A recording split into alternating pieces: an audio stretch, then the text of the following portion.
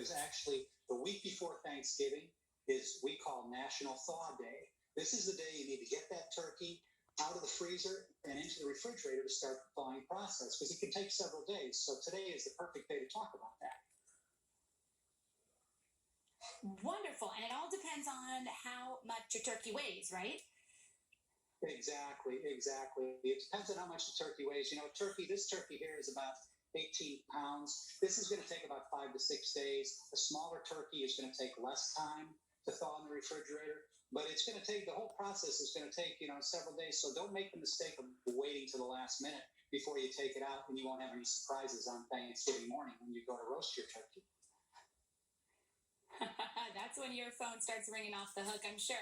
Okay, let's talk about what's next. You got to take out the insides. Does that usually come in a little baggie and you just remove that?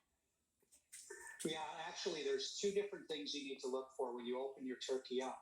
There are two cavities in the turkey. There's a cavity, the large cavity down below is where you'll find the neck.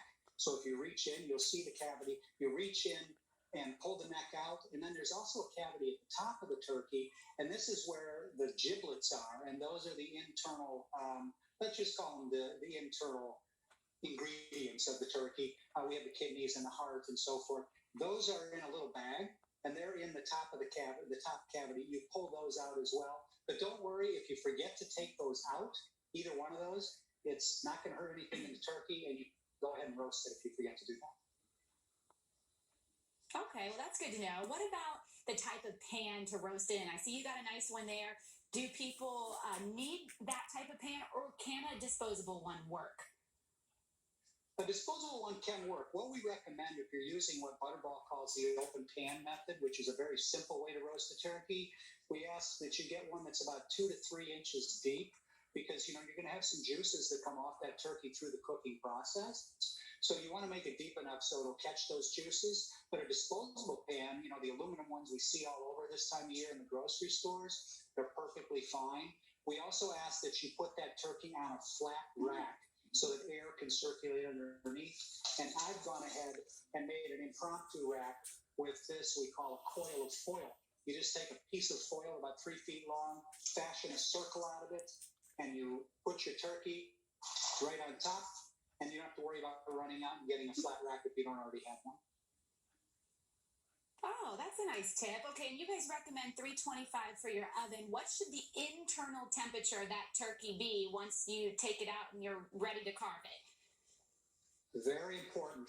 Internal temperature needs to be 170 degrees in the breast. We're going to take the temperature of the turkey in a couple different spots.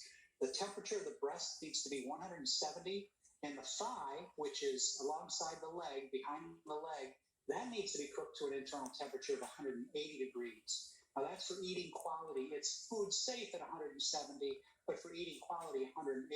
Now, if you choose to stuff your turkey, you also need to take the temperature of the stuffing, and that should be cooked to an internal temperature of 165 degrees. So always make sure that before you start the process, you have a reliable but a reliable food thermometer that you can use, because it's really, really crucial that you take those temperatures for food safety purposes as well as quality. You want to cook to the right temperature, so it will turn out and taste the best.